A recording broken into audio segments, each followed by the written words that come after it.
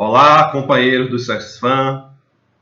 Há quanto tempo nos vemos presencialmente? Espero que toda essa comunidade esteja bem, tanto no plano espiritual quanto no plano encarnado. Mas estamos juntos espiritualmente. E pelos canais da internet, do Face, do YouTube, vamos dar continuidade aos nossos estudos, às nossas reflexões de natureza espiritual. Tá? Vamos fazer uma prece de abertura para que a gente depois possa iniciar a nossa preleção neste momento.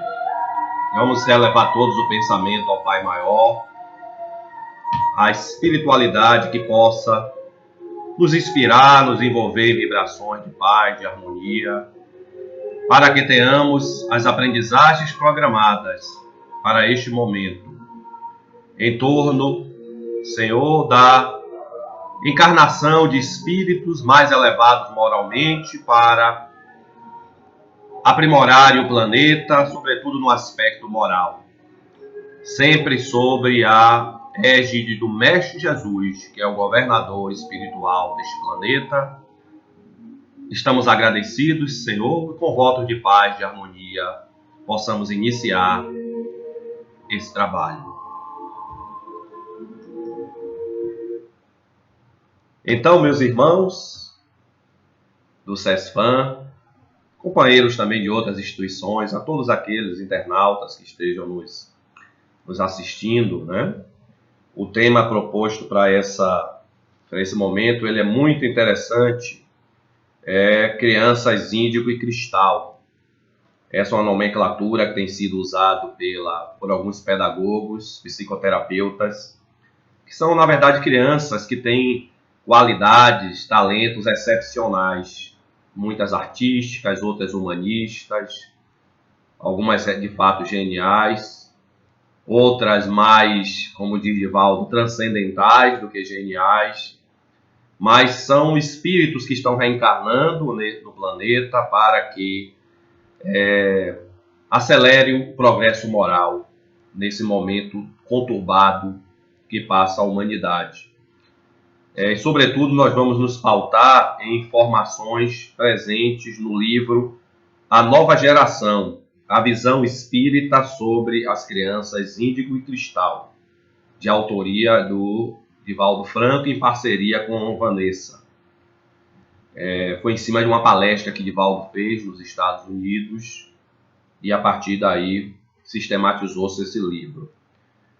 Primeiramente, gostaríamos de começar a fazer uma reflexão sobre essa questão da nova geração e a transição planetária. São esses espíritos encarnantes ou reencarnantes que vêm mudar a face moral do planeta.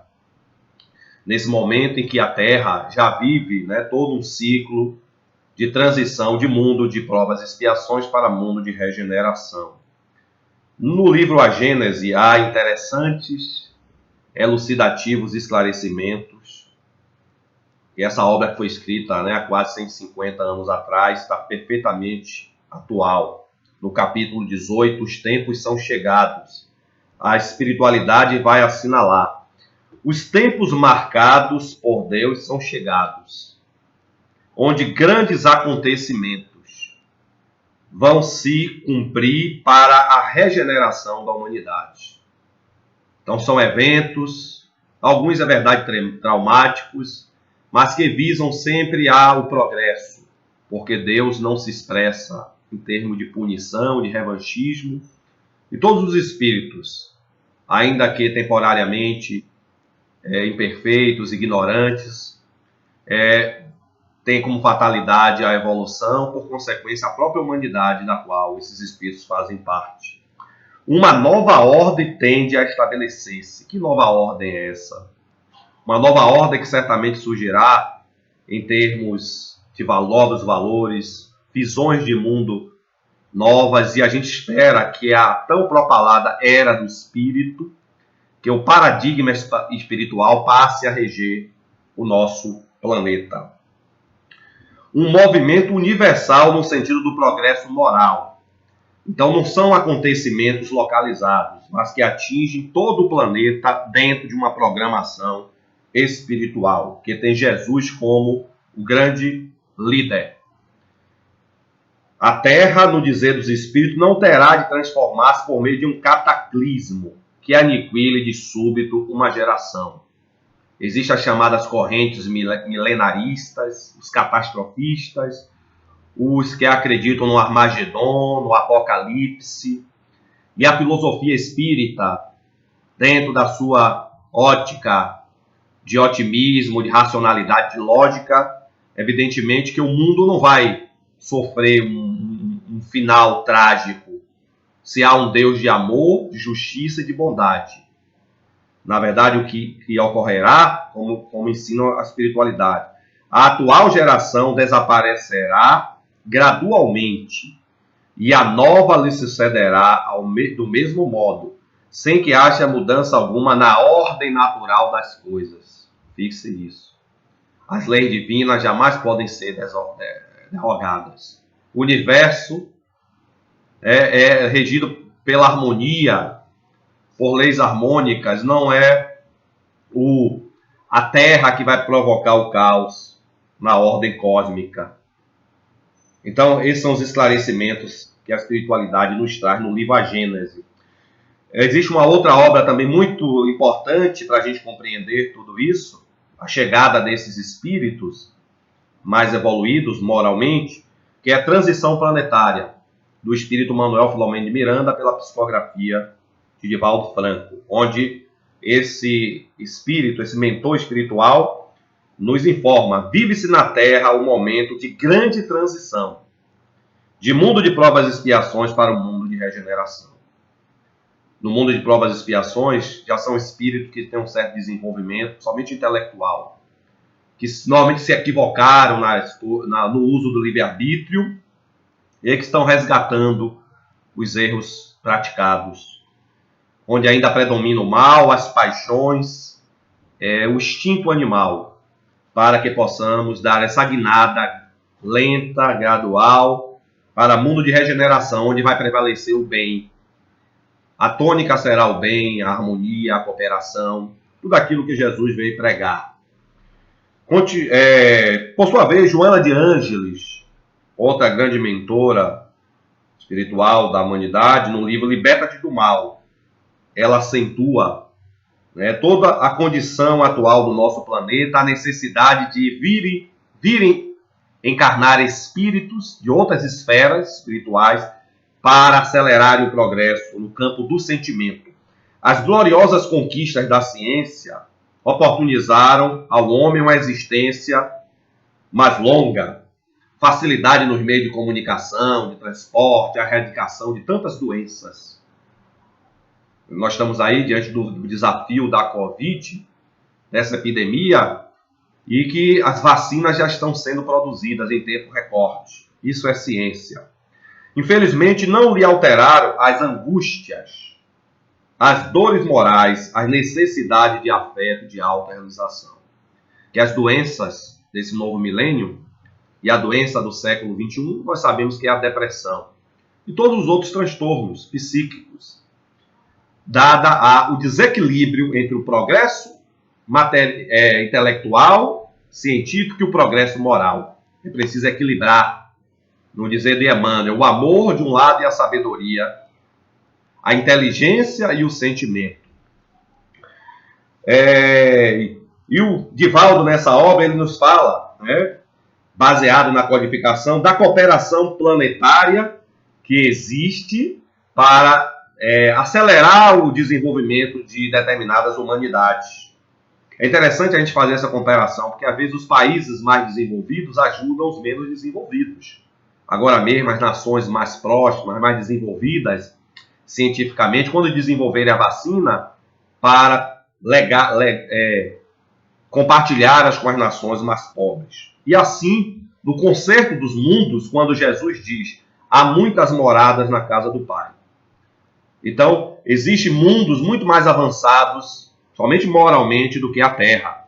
Mundos que já atingiram o nível de regeneração, mundos felizes, de esses espíritos que habitam esses mundos em regime de missão podem encarnar em mundos mais inferiores para ali numa missão sacrificial, alavancar o progresso desses mundos. E continua o espírito Manuel Filomeno de Miranda, nos esclarecendo. Vivenciamos agora o período para os renascimentos em massa. Enquanto tem lugar o expurgo dos irmãos infelizes vinculados à revolta e à truculência. Então, de algum tempo para cá, nós sabemos que a Terra vem para essa transição e que muitos espíritos que não se ajustarem a um novo momento evolutivo do planeta, aqui não mais reencarnarão, certo? E o próprio Manuel Filomeno de Miranda esclarece na mesma obra, A Transição Planetária. Esta não é a primeira vez que o mundo terreno recebe viajores de outras moradas, tá vendo? Atendendo à solicitação de Jesus, no momento da grande transição das formas, quando modeladores do vaso orgânico mergulharam na densa massa física, fixando os caracteres que hoje definem os seus habitantes, no caso a humanidade. São essas emigrações e imigrações de espíritos que estão descritas na Gênese. Há esse intercâmbio cósmico, como há intercâmbio muitas vezes, de cidade para cidade, de país para país, de continente para continente, há intercâmbio entre as humanidades que habitam as diversas moradas da casa do Pai. Isso é solidariedade, gente, cósmica. E nesse sentido que Manuel Filomeno de Miranda vai falar, houve um momento em que a Terra necessitou, há milhares de anos atrás, da encarnação de espíritos que viriam mais desenvolver o intelecto e aprimorar os caracteres raciais da espécie humana. Sobretudo, o caso conhecido dos exilados de Capela. Nós sabemos que Capela é uma estrela que fica na constelação de Cocheiro, a 42 anos-luz da Terra.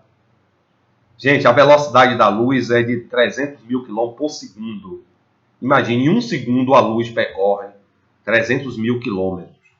Levaria nessa velocidade 42 anos para chegar até Capela. Você imagine a distância. E Divaldo Franco esclarece, inclusive, que normalmente há toda uma preparação para que esses espíritos mais evoluídos venham reencarnar no planeta.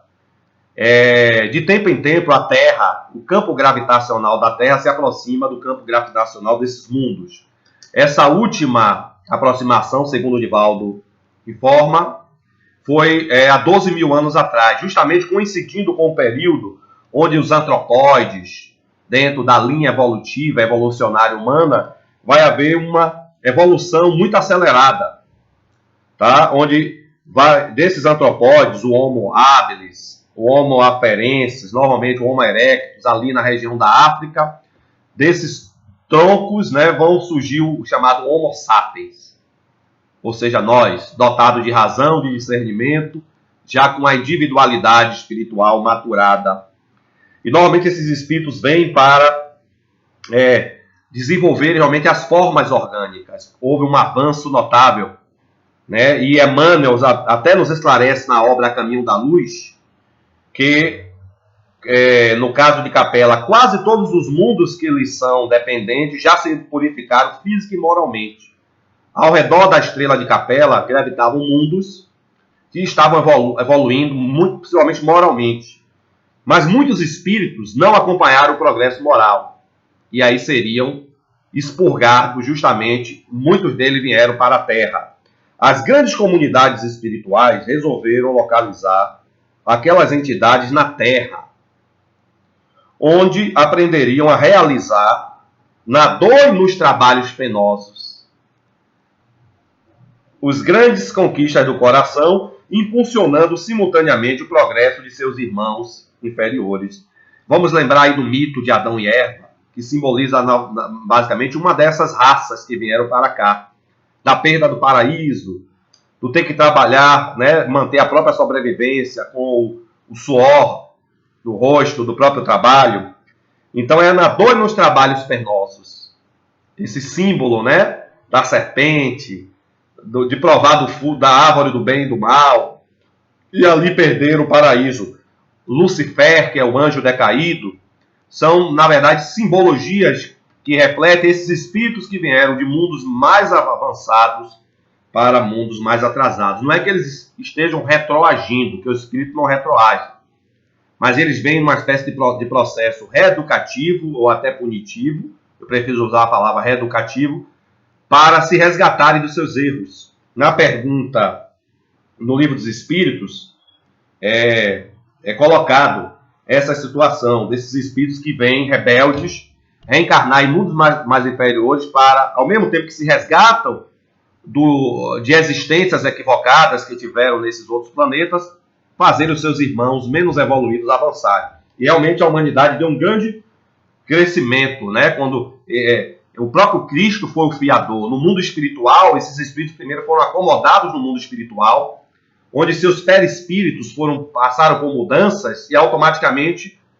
sendo o perispírito o modelador da forma orgânica, que implicaria em aprimoramentos nos caracteres raciais.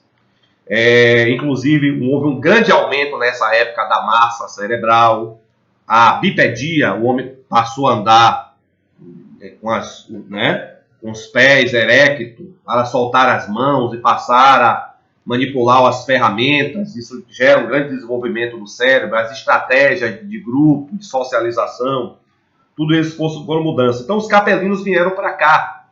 E eles vão constituir, dentro das suas características, uns menos religiosos, mais científicos, eles vão formar várias civilizações. A civilização egípcia, que é uma das mais antigas, que até hoje as pirâmides nos fascinam, com aquela arquitetura matemática maravilhosa, astronomia, os pródromos do monoteísmo, com o deus Akhenaton, né? Que vai justamente depois outra linhagem de capelino formar os povos judaicos, os helenitas, culminando aí com Moisés, com o Decálogo, os 10 mandamentos, que vão embasar toda a ética, a civilização chamada judaico-cristã. As civilizações da Pérsia, da Babilônia, na China e na Índia, as castas espirituais, nos trazendo Krishna, a ideia da imortalidade, da reencarnação. Na China, Lao Tse, Confúcio, Forri vão trazer os grandes códigos para a dignidade humana, a cidadania, a organização do Estado. Então, culminar isso depois, 500 anos antes de Jesus, com os gregos, a cultura helênica, que foi a base da civilização ocidental, na ciência, na filosofia, com os gregos, a filosofia, a ética, a legislação. Depois virá Jesus, que é um outro marco, na lei de amor, que é o mandamento maior, o nosso guia e modelo da humanidade. Então, Divaldo traz essas informações, né, que os capelinos foram importantes para dar aquele boom de desenvolvimento científico, tecnológico, mas o momento atual, que como diz Joana, é de grande desenvolvimento científico, mas ao mesmo tempo o homem ainda se arrasta moralmente. É esse homem capaz de usar a inteligência para, por exemplo, através da energia nuclear, jogar bombas atômicas. Os aviões que são máquinas maravilhosas que encurtam as distâncias para bombardeios. O homem usando a inteligência para o mal. Então há uma necessidade de contrabalançar. Então está havendo realmente essa reencarnação em massa desses espíritos, que agora são espíritos mais elevados moralmente. Não tem aquela característica intelectual dos capelinos. São inteligentíssimos, mas também moral e eticamente falando. E Divaldo vai nos revelar que agora muitos desses espíritos estão vindo da constelação de Alcíone. Alcíone é uma estrela que está na constelação das Pleiades. Bem mais longe, viu, gente? Quase 10 vezes mais longe do que a constelação de Cocheiro. 440 anos-luz. Naquela velocidade que eu falei, se houvesse uma nave espacial a 300 mil quilômetros por segundo, nós demoraríamos 4 séculos. Teríamos várias encarnações, se fosse fisicamente, só para chegar até lá. Então, Divaldo, inclusive, revela que o sistema solar leva aproximadamente 26 mil anos para orbitar ao redor de Alcione. E a cada 12 mil anos há uma maior aproximação.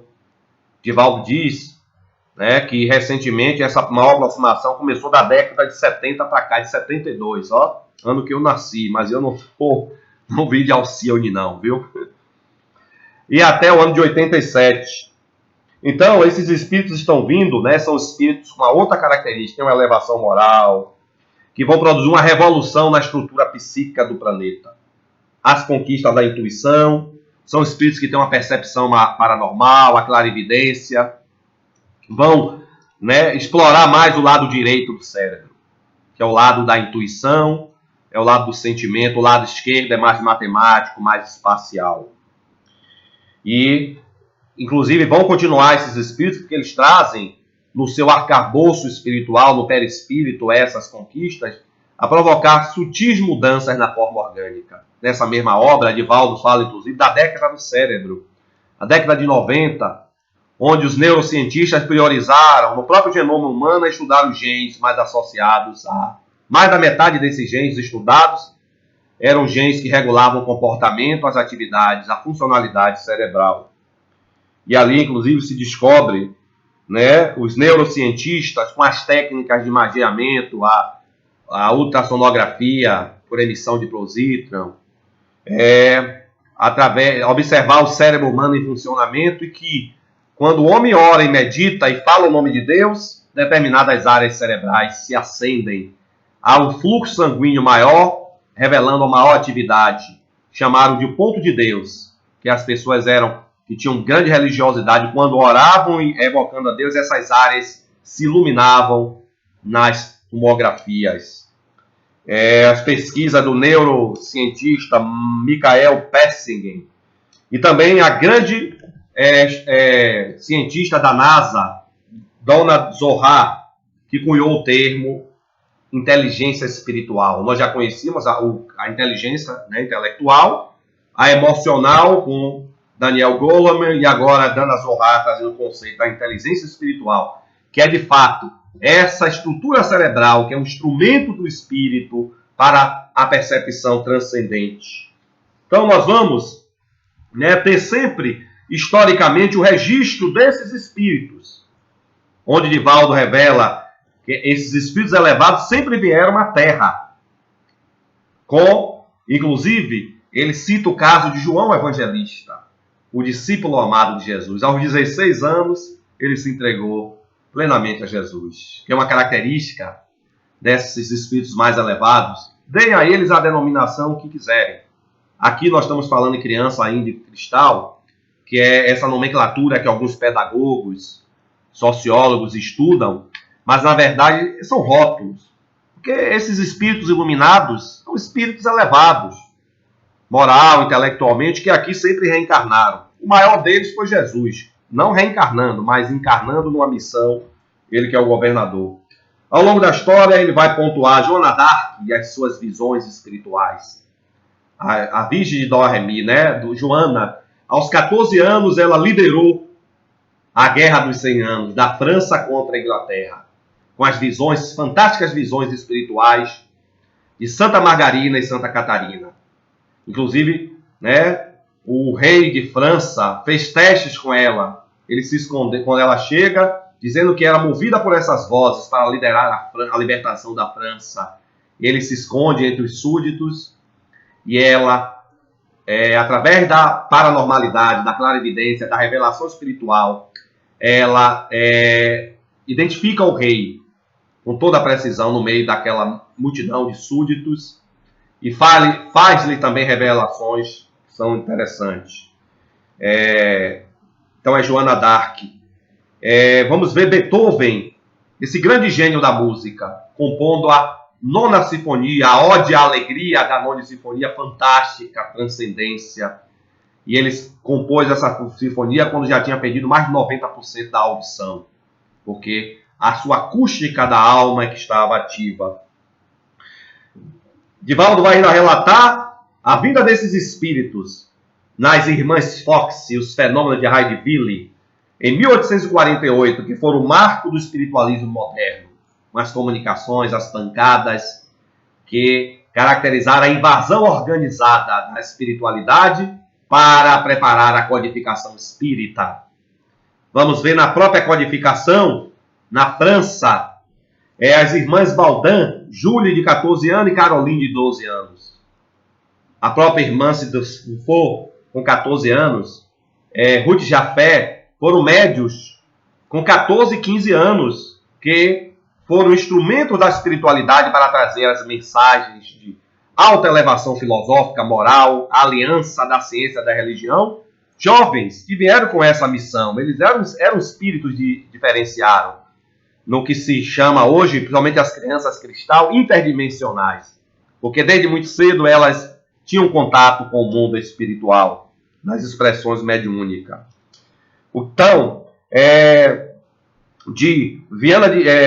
Manuel Flamengo Miranda continua esclarecendo: de nossa esfera celeste descerão ao planeta terrestre milhões de espíritos enobrecidos para o enfrentamento inevitável entre o amor abnegado e a violência destrutiva. Porque, infelizmente, nós estamos vendo aí a massificação da crueldade, da barbaridade, dos instintos humanos. Toda a crueldade, gente. Então é preciso que venham espíritos mais sensíveis. Então as crianças índigos, né, nós vamos começar aqui a caracterizá-las. Mas antes, na questão 178 do Livro dos Espíritos, é perguntado: podem os espíritos encarnar em um mundo inferior a outro onde já estiveram? Não é? E aí os espíritos vão revelar: sim, quando em missão. Porque senão eles estariam retroagindo. Com o objetivo de auxiliar o progresso, caso em que aceitam alegres as tribulações de tal existência, por lhes proporcionar meio de se adiantarem. Esses espíritos, gente, vem em regime de sacrifício, né? Em missões, não porque necessitem estar aqui, eles já têm um padrão vibratório, moral, para, né, já vieram de mundo mais avançado, mas é para fazer alavancar o progresso moral desta humanidade. E essas ditas crianças índigo, então, os psicólogos, os pedagogos, vão caracterizá-la pelo próprio nome, segundo falo, de crianças índigos, porque aqueles que conseguem perceber a aura dessas crianças, elas teriam uma aura de tonalidade azul violácea, semelhante a de uma planta muito comum na Índia, chamada Indigofera tinctoria. Uma planta usada lá na economia, muito importante, né? De onde se extrai uma tinta, toda a indústria têxtil. Então, por essas crianças terem uma aura semelhante a essa planta, deram o nome de crianças índigos. E, na verdade, essa aura, né, que reflete o seu maior elevação espiritual, é resultante das vibrações moleculares do seu perispírito, que é mais quintessenciado. São espíritos muito elevados. Quais são as características dessas crianças? Elas desafiam o formalismo e os valores vigentes, são contestadoras, alteram as tradições, porque é preciso muitas vezes fazer essas rupturas para fazer as estruturas velhas do mundo se transformarem. São hiperativas, insatisfeitas, mas não se confundir a sua hiperatividade, a sua proatividade com transtornos do déficit de atenção, da própria hiperatividade, porque elas têm perfeita consciência do que fazem, têm autocontrole, mas são dinâmicas. Não se submetem à ordem estabelecida, né? E têm um saber, muitas vezes, muito maior do que os adultos. E aí elas vão impor realmente muitos desafios pedagógicos e psicoterápicos, né? E Divaldo vai citar: deveríamos resgatar para tratar com essas crianças da filosofia educacional de Pestalozzi, que tem um amor, de Froebel, que criou jardins de infância, né? A psicologia infantil, Montessori, a grande educadora italiana, que prezava pelos hábitos saudáveis desde o ventre materno. Quando uma mãe lhe pergunta: meu filho já tem um ano de idade, quando deveria começar a educá-lo? Uma mãe pergunta a Montessori: você já perdeu, minha filha, 1 ano e 9 meses. Porque desde o ventre nós já podemos educar. A criança está ali assimilando vibrações, cantigas, em perfeita interação com uma mãe. Então essas crianças têm essas características. As crianças índigos. Elas são divididas em 4 tipos, as crianças índigos: humanistas, têm uma tendência a ajudar, são muito solidárias, generosas, gentis. As artísticas, como o nome já está dizendo, são criativas e irrequietas, trazem novas concepções para a arte. As conceituais têm uma aptidão para a música, para a poesia. E as chamadas interdimensionais, porque elas conectam as diversas dimensões pela percepção precoce do mundo espiritual. Elas se conectam com muita facilidade com a dimensão espiritual, a clarividência, a lembrança das vidas passadas. E nós traríamos como exemplo de crianças índigo a Greta Thunberg, a sueca, essa menina sueca que espantou o mundo, onde ela criou o movimento das cestas para o futuro. Era um dia de sexta-feira, ela começou com um punhado de crianças, em que elas faltavam às aulas, iam para a frente do parlamento sueco protestar contra as mudanças do clima, alertar para o aquecimento da Terra. Com 11 anos, ela já tinha processos, Ela já tinha essa vocação, a preocupação com os problemas ambientais. E no dia, essa menina que começou com um punhado de garotas na frente do parlamento sueco, hoje é uma das maiores lideranças do ativismo ambiental. Inclusive foi agora séria candidata ao Prêmio Nobel da Paz. E no dia 15 de março de 2019, no mundo todo, 1,5 milhões de pessoas se reuniram para protestar contra as mudanças climáticas pela ação da Greta Thunberg. E numa entrevista que ela deu ao jornal El País espanhol, jornal espanhol, em um discurso na ONU também, somos só crianças que protestam. Não deveríamos estar fazendo isso. Senti que nosso futuro está ameaçado a ponto de termos que faltar às aulas. Olha aquela característica da rebeldia, da transgressão construtiva. Para lutar por isto, é um fracasso das gerações anteriores que não fazem nada, porque esses espíritos vieram para provocar uma mudança de paradigmas. Como disse mais adiante, eles alteram as tradições, a nova ordem. Está lembrado da Gênese? Que uma nova ordem se estabeleceria? Então, essa preocupação com o planeta. As crianças cristãs, ao contrário das índigos, elas têm uma aura mais alvinitente, segundo Divaldo. Elas não são rebeldes, não são tão, mas são altivas. Mantêm-se mais silenciosas, observadoras. As índigos são mais extrovertidas, são mais introspectivas, gentis e amorosas. As crianças cristãs. Mais transcendentais que geniais, Divaldo diz. Não são gênios, simplesmente. São seres transcendentes, de alta espiritualidade, que vem nos trazer esse exemplo. A paranormalidade, que é muito precoce, com as visões do mundo espiritual. Temos um exemplo hoje no mundo. Ela hoje já está com 25 anos. Mas a menina americana chamada Akiane Kramarik ficou conhecida no mundo todo por pintar um retrato de Jesus chamado Príncipe da Paz. Talvez na história da humanidade nunca alguém retratou Jesus com aquela expressividade afetiva, aquele olhar, aquela aura magnética. E é interessante que essa menina, sem saber de nada, eu estava vendo um vídeo, um documentário, em que a partir do Santo Sudário, cientistas italianos da Universidade de Gênova reproduziram de forma tridimensional, pela computação gráfica, o rosto de Jesus. Então reproduziram, a partir do tipo Galileu daquela época, da imagem que estava no sudário, se fosse realmente um homem daquela época, não necessariamente Jesus, mas reproduziu a figura tridimensional. Quando comparam com o retrato que a Greta, que a Akiane Kramarik pintou, é fabuloso, olha uma semelhança, gente. Só que o retrato dela apresenta um Cristo, muito mais humano, de expressividade, a expressividade facial, carregada de espiritualidade. E a reprodução feita pelos cientistas é mais mecânica. Então, que o Divaldo diz, a ciência do espírito, a mediunidade retratando muito melhor a figura de Jesus. Então, a Akiane Kramarik, depois coloquem aí na internet, o Príncipe da Paz, vocês vão ver a maravilha desse quadro. O Príncipe da Paz, podem colocar. Ela começou a desenhar aos 4 anos. Compõe poesia desde os 6 anos. O primeiro autorretrato dela, com alguns anos de idade, foi vendido por $10 mil, gente. e ela muitas vezes usa esses recursos para causas humanitárias.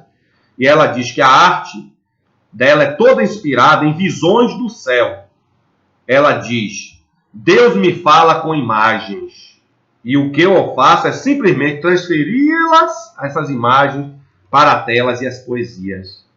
Porque, gente, só a arte, para, né, a linguagem da arte para traduzir essa transcendência divina. A linguagem humana, né, é literária até muito limitada. Então, essa Akiane Kramaric, poderíamos classificá-la mais como uma criança cristal e mais humanitária. Ela diz: eu quero ajudar as pessoas necessitadas da África e de outros lugares. Eu quero construir hospitais para eles. Se eu fui abençoada por Deus com esse dom, há uma razão, e essa é para ajudar os outros. Ó, gente, que espírito humanista. E ela diz assim: eu quero que as pessoas se amem e as guerras deixem de existir. Esses espíritos vêm trazer a mensagem do amor. Eles vêm dessas galáxias onde o amor já impera, para que essa humanidade tão guerreira se humanize mais. Deixe esse ser divino aflorar a lei do amor ao próximo, como trouxe Jesus, imperar. Então, essa é uma passagem interessante. E para a gente fazer algumas considerações finais em relação a essas novas gerações de espíritos. Dê a ela o nome que quiserem, índigo, cristal, qualquer outro nome. O que importa é que a doutrina espírita, né, mais de 150 anos atrás, já está nos informando da vinda desses espíritos de outras galáxias. Na mesma Gênesis, capítulo 18, né, os tempos são chegados, a nova geração devendo fundar a época do progresso moral. Vejam que esses espíritos são profundamente humanistas. Distingue-se por uma inteligência e uma razão geralmente precoce. Ó, gente, mais de 150 anos nós vemos agora os neurocientistas, os pedagogos caracterizarem essa nova geração pela sua precocidade da inteligência, aliada ao sentimento inato do bem e às crenças espirituais. Veja o caso de Akiane. Desde muito cedo, a propensão para fazer o bem. A geração que desaparece levará consigo os seus preconceitos e erros. Porque numa fase a que vivemos, as duas gerações, o homem velho e o novo, estão convivendo. A geração que se ergue, temperada em fonte mais pura, imbuída de concepções mais sãs. Essa fonte mais pura, até porque eles vêm de mundos. A Akiane, quando pinta aquelas imagens, ela é a memória subliminar dela, de onde ela veio, das paisagens. Ela pinta colônias espirituais de uma forma maravilhosa. Imprimirá ao mundo um movimento ascendente no sentido do progresso moral, que deve marcar a nova fase da humanidade. Vendo que beleza. Santo Agostinho, no capítulo 3 do Evangelho segundo o Espiritismo, que trata das muitas moradas da casa do Pai. A Terra seguindo a lei de progresso, que é uma fatalidade. O homem pode obstacularizar, mas jamais impedirá a marcha do progresso. Está no Livro dos Espíritos. Esteve material o planeta Terra e moralmente no estágio inferior ao que está hoje. A Terra atingiu um dos seus períodos de transformação. Não é o catatosfírico, mas é uma revolução. Em que de mundo expiatório tornar-se-á mundo regenerador. Então os homens serão felizes, porque a lei de Deus nele reinará. Essa lei que está na consciência. A lei de amor, de justiça, de caridade.